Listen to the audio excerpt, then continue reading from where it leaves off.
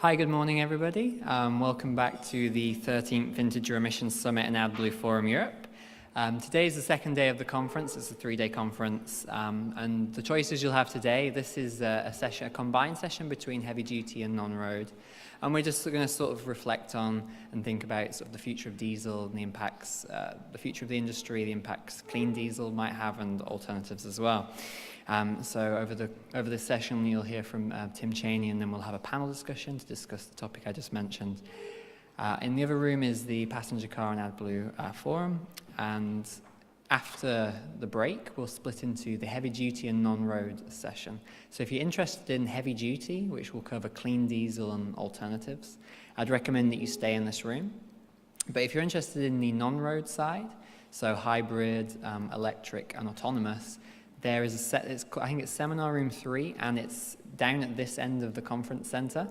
But we'll make sure for everybody who's interested in that we help you find that room. So before the conference starts, I'd just like to remind you of a few key things. There are 3 networking opportunities today. That would be the morning networking session, which will take place after this session, lunch, and then a 4 p.m. cocktail networking event, which I'd encourage everyone to attend. During these breaks, refreshments will be served in the exhibition area next door, and the 4 p.m. cocktail event will take place outside. Also, by the end of the day, there should be feedback forms, hopefully, on tables, so if you see them, please make sure to fill them out. If you have any thoughts you'd like to share with us, make sure to just come to an Integer staff member. It'd be great if you could turn off mobile phones, obviously, just to sort of respect the speakers today. If you're looking to access Wi-Fi, if you're staying at the hotel, you can log in that way using your room number and name. But then if you're interested, if you're not staying in the hotel next door, you can also get hold of the Wi-Fi, but it'd be best if you go to the reception desk and we can sort of help you out with that, because I think there is a charge. If, on the topic of charging, if you're interested in charging your laptops, there aren't necessarily plugs around, but because people are asking, that we should have a charging point set up over here. I don't think it's there right now, but I'll make sure it is for later in the day. If you have any questions or queries along the day, just make sure to come up to, as I said, a member of staff, and we'll be happy to help you out. So to kick off the session today, I have Tim Cheyne from Integer. He'll be sort of chairing the small session today and the panel discussion. Just to introduce Tim for those who aren't acquainted. Tim's the Director of Environment Emissions at Integer. He's responsible for the company's work on the diesel emissions sector, which covers stationary and mobile emission control technologies, as well as related chemicals such as AdBlue and DEF. Tim works closely with the OEMs, vehicle manufacturers, tier suppliers, and so on, in order to develop market forecasts and strategies. So I'm going to hand over to Tim now, and we can get started with his presentation. Thanks a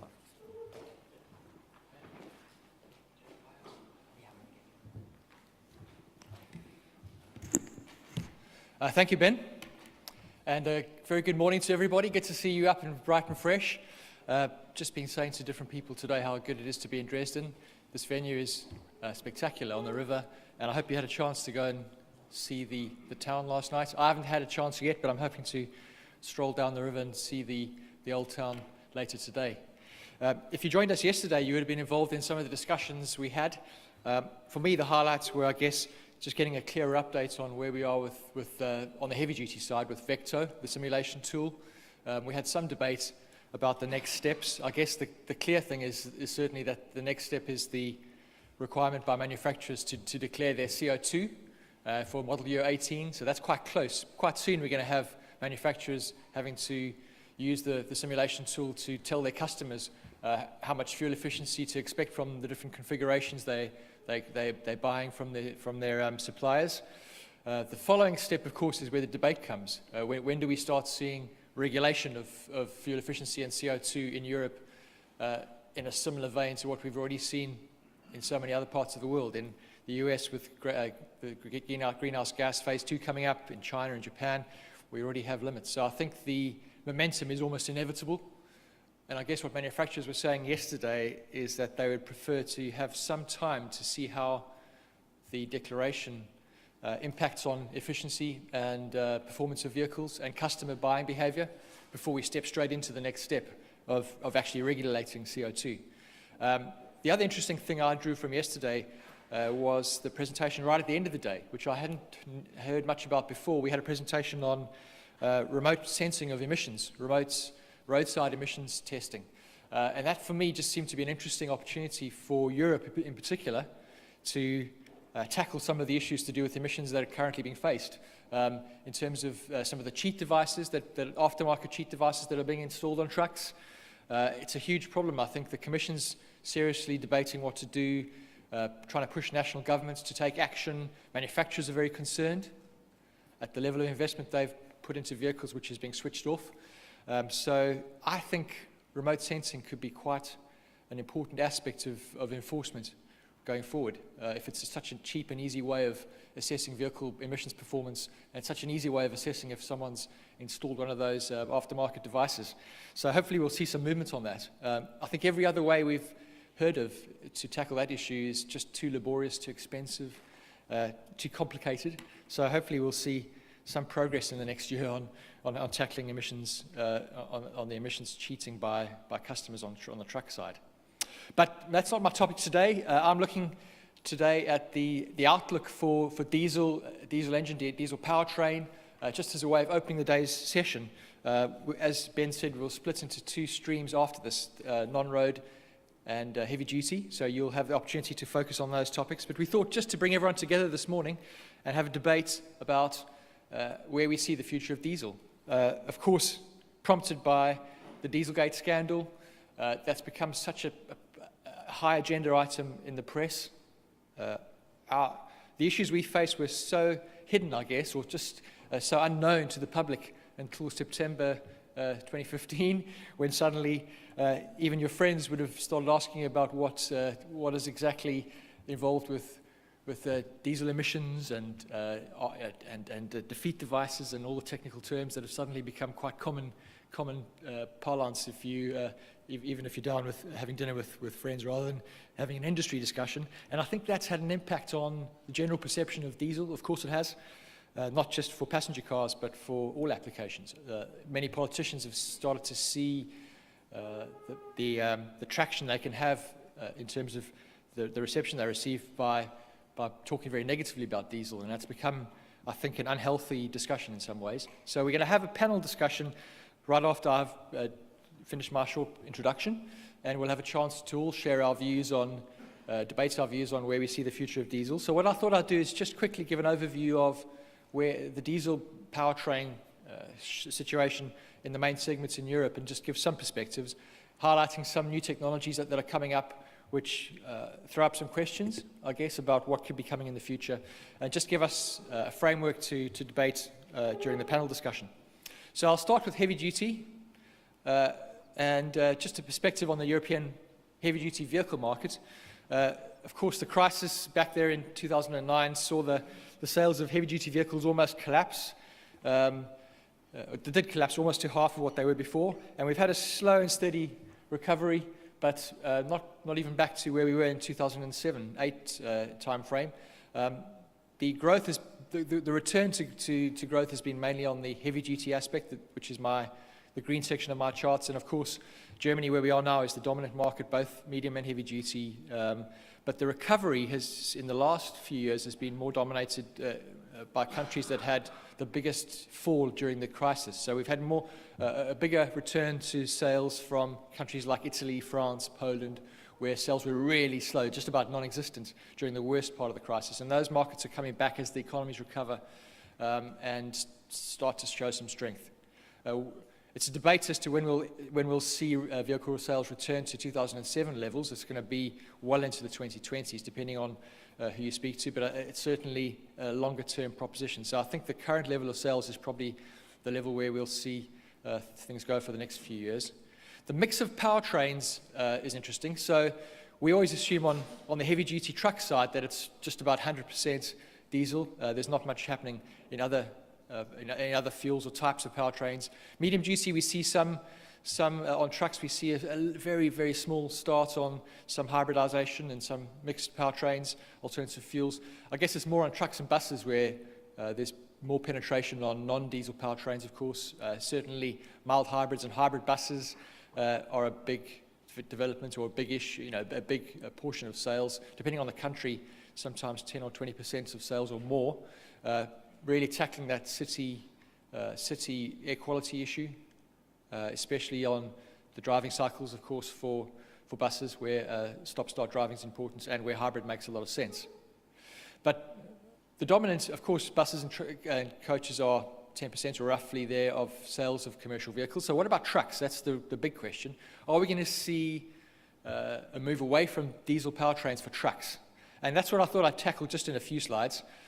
So looking back at the last year and the meetings I've been in and the presentations I've seen, I just drew out two different developments that I think are interesting, one in Europe, one in the US. The first one is in Europe, we've just in the last few months had Daimler's e-truck announced. This is a concept which is a fully electric 26-ton truck. And Daimler's saying it's going to be developing this for series production sometime around 2020 or just after. So its application, of course, is urban. Its range is not very far. It's got a range of about 200 kilometers in an optimistic case. So it could be used for perhaps a day's urban deliveries. The charging takes 2 or 3 hours because it's got a 212 kilowatt-hour battery and 100 kilowatt-hour charging rate. So 100 kilowatt charging rate. So you charge that battery in 2 or 3 hours. So it's probably got a cycle of use during the day and charging overnight, roughly. The cost, of course, is the issue. Of course, it always is with fully electric. And currently around 500 euros a kilowatt hour. So that battery is going to be costing more than 100,000 euros. But the company is saying in its press releases that it expects the battery cost to more than halve by 2025 to about 220 euros per kilowatt hour. What's interesting, though, is I just did a quick check on Tesla. Tesla's also recently said it's going to dip its toe into the truck market. If you saw a few months ago, Elon Musk announced an interest in getting into trucks. Not much has been confirmed, and it's probably going to be the small end of trucks. But Tesla's building this gigabit factory, which is going to be producing batteries from, I think, 2020, and they're predicting a cost of $100 per kilowatt hour. So if batteries tend towards that kind of cost, perhaps this becomes slightly more cost effective. But nonetheless, it does seem to be a longer term option. Daimler perhaps showing its credentials as looking at electric. In practical terms, I'm not convinced this is going to be very widespread very soon, and certainly nowhere near anything that you could be using for long haul, which is the majority of big tractors in Europe. Looking across to the US, a couple of months ago I was at a presentation given by this company. You've probably heard of them if you follow the US market, and I think at first glance it's quite a compelling offer. So this company called Nikola, which is obviously trying to piggyback on the Tesla brand, but not related, just doing the same business model, I guess.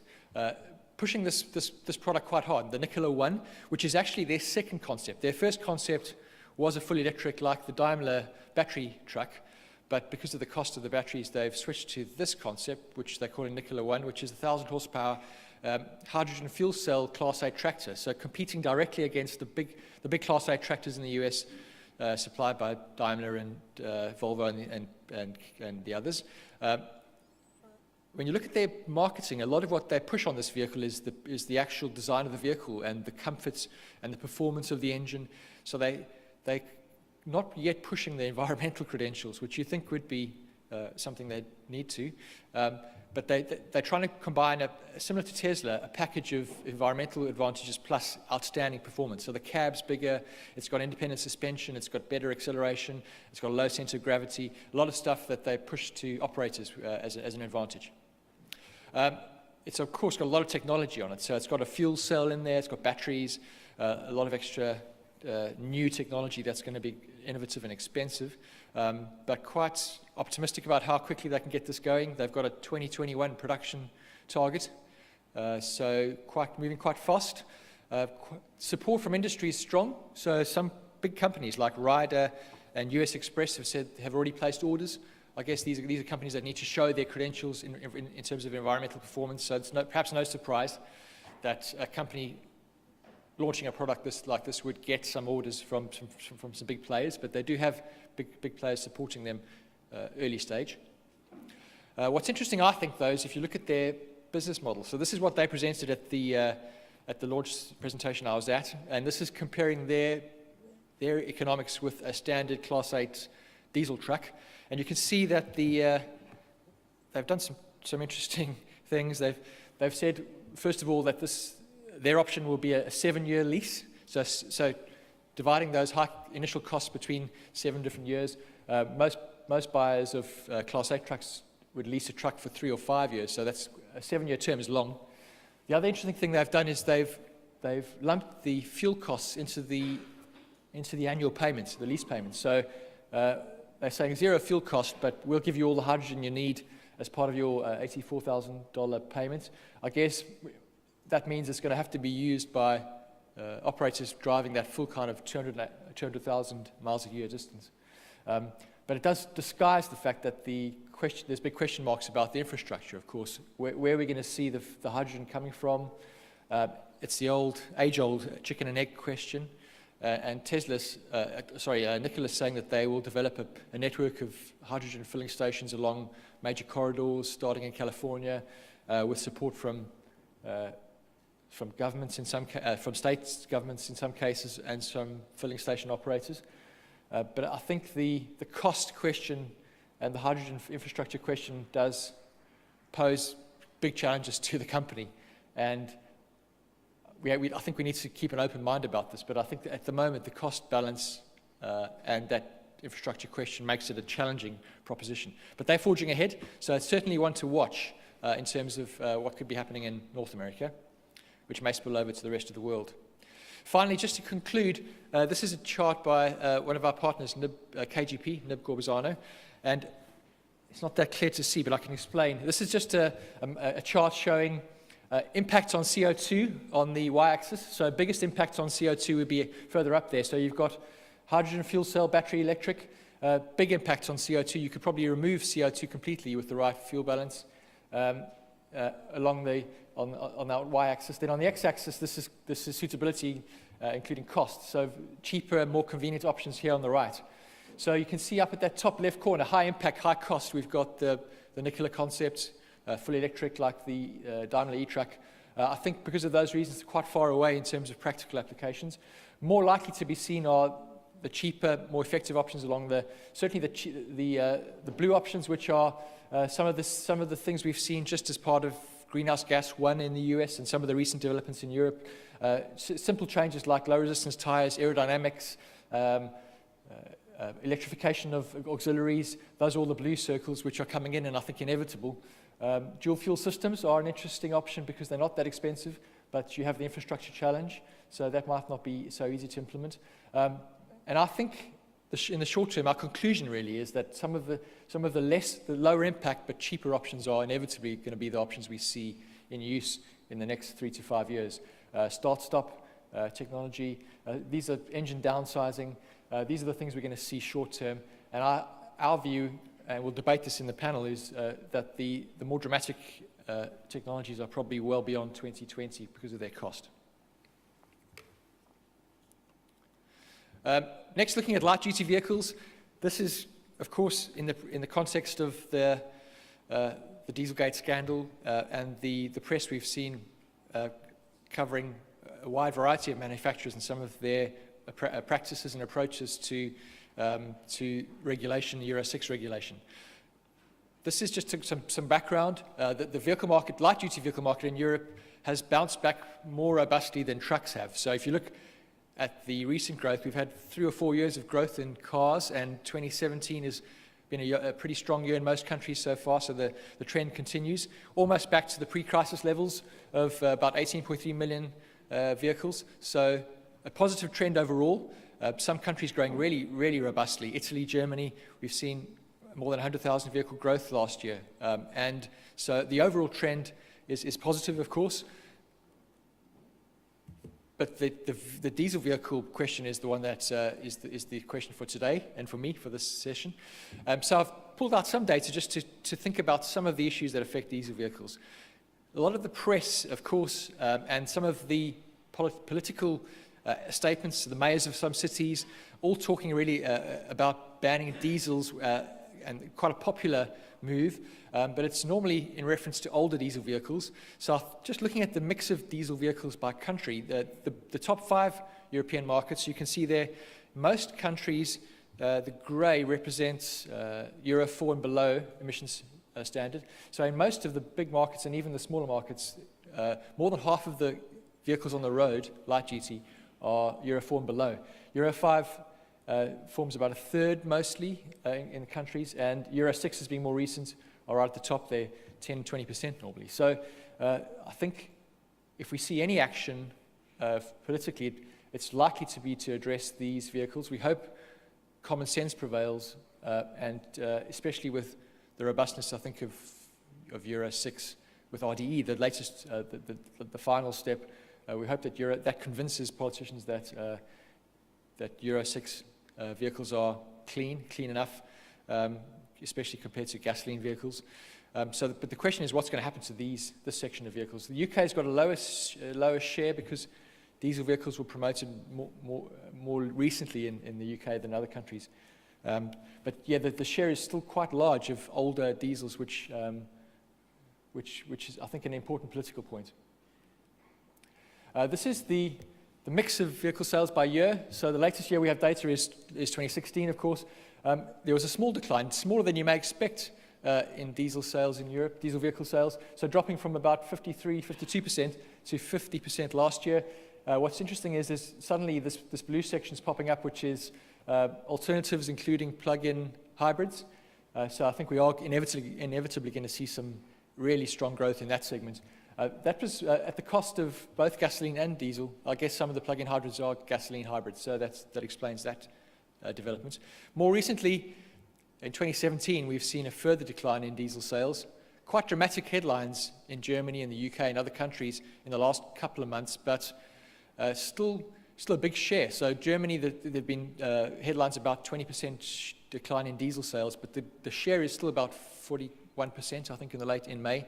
41% of diesel sales are down from about 43, 44. So the decline is less dramatic than the press might be indicating, but you do question whether there's something more severe coming, given regulation and customer perception and the continued drip feed of bad news.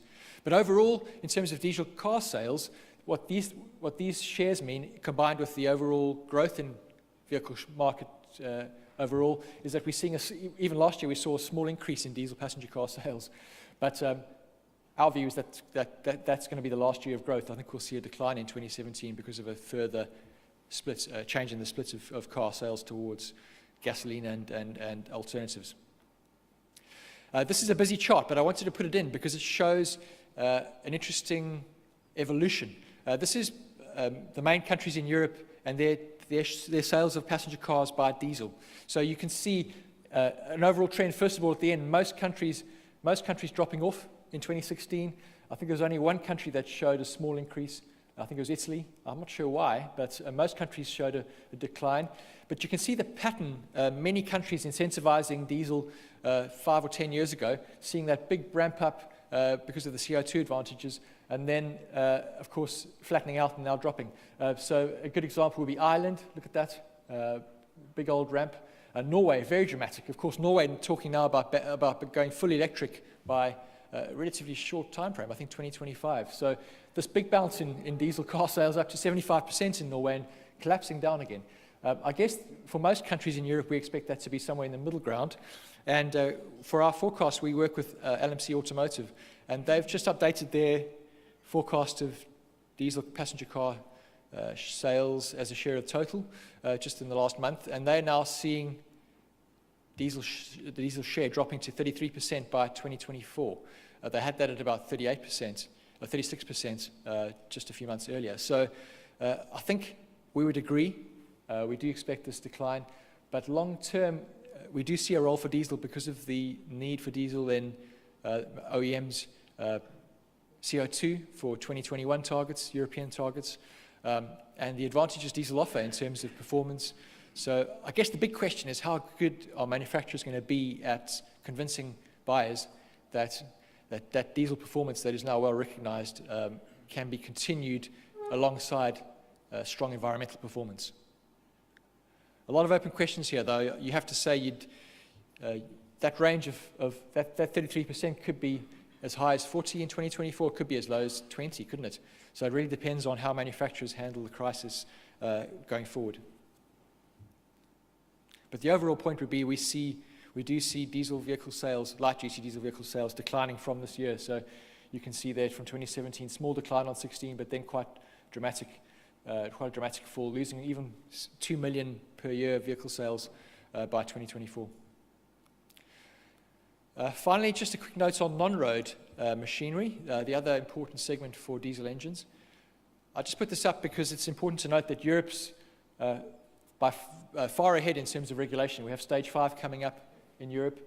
No talk of a tier 5 in the States given the new Trump administration. So manufacturers in Europe in particular of off-highway equipment are focused on the challenge of meeting stage 5, which is similar in many ways to Euro 6. It involves adding a lot of new technology to the equipment. So with that challenge in mind, we don't expect manufacturers to spend a lot of their resources in the next few years shifting from diesel powertrain. This is going to be the major challenge that they need to address. It's going to be complex and expensive, and packaging all that equipment into many types of equipment is going to be a challenge anyway. And so adding batteries and other alternative powertrain, I think, is probably something which we're looking at beyond, at least beyond 2020, probably beyond 2025. This is our forecast of non-road equipment sales in Europe. We do this forecast with KGP, and you can see we're forecasting steady, I would say steady sales going forward, roughly 1 to 2% growth over the short to mid-term. That's driven mostly by equipment replacement rather than economic growth. Some shift towards heavier power bands, and so in that environment where customers are looking to replace like-for-like mostly equipment, again, I think that's not an environment where it's going to be very easy to persuade customers to shift to more complex hybridized equipment or new technology. Again, I think something that reinforces the possible strength of diesel for the next 5 to 10 years for this segment. The other way of looking at the market is by power band, and so this is our forecast split by power band, and you can see, just to interpret the colors, this section here is the 3 segments below 56 kilowatts. That segment is not needing to use as much after treatment. From 56 kilowatts up, which is this segment, up to 130 and above, that's where we see the full gambit of after treatment, mostly SCR being used by most manufacturers. SCR either alone or combined with EGR. And in those segments with heavy equipment, big engines, we see little opportunity to shift away from diesel. That's where I think diesel performs well, especially in an environment with low fuel costs. There's not much incentive for manufacturers to change their powertrains. Probably where we'll see more switching and more alternatives would be on the light end, where gas engines already apply in some applications, of course, CNG and other applications. Full electric might be suitable for some very light applications or mid to light applications, and hybridization makes more sense. So if you look at where the growth is, for the next 10 years, the growth is mostly at the heavy end, above 56 kilowatts. So that's where I think we'll see more a complete dominance of diesel. We might see some incursion of non-diesel powertrains in the lighter power bands. That's it from me. That's a quick introduction. So overall, I would say, just in summary, the uncertainty, of course, and you knew this already, is on light duty, and the outlook, the projection for diesel powertrains and light duty depends to a large extent how manufacturers handle the crisis and how they respond with products that can convince customers that they can address the issues. On heavy duty and non-road, we see diesel dominating at least till the early 2020s and probably beyond. Thank you for your attention. Thank you very much.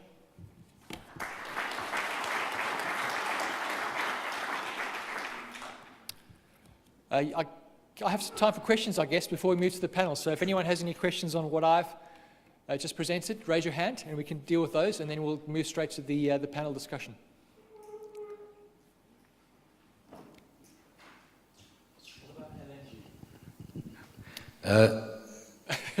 We'll come be with you in a second. Yeah. George Waduli, Motronic. Your expose is fine. The problem is, first of all, on hydrogen, nobody tells us how much does it cost to produce the hydrogen. Hydrogen is extremely explosive. I mean, they have already problems with natural gas, which goes to 300 bars in a tank. Hydrogen even, and the problem is, how do you refill with hydrogen? Because I've seen at every alternative fuel fair a BMW with a hydrogen tank, which needed to be cooled and so on, and you have always the same problem. No, it's like nuclear power. Everybody says, oh, it's so much cheaper, but nobody calculates the final storage and the 1,260 years of depletion. And the same is with hydrogen. Nobody tells us how much does it cost. So the Nikola truck comes on and says, we give you your fuel cells for free. It doesn't cost anything. Do you believe that? After 2 or 3 years, once it has taken grip, it will cost something. And the environmental effect, okay, hydrogen in principle is water, but to produce the hydrogen, there's a cost. And it is maybe produced with somewhere a diesel engine in the back. And the main problem is, what will we do if we eliminate all the diesels? What will we do with the diesel that comes out in the refining process? We throw it away, we burn it, we send it to a different star? So yeah. It is an interesting discussion, but it is, in my opinion, a little bit far away from reality. Absolutely. I think the cost of production of hydrogen is a key point. Also, the extent to which it's renewable. So in the US, more than Europe, in the US it's not likely to be based on a CO2-free production system.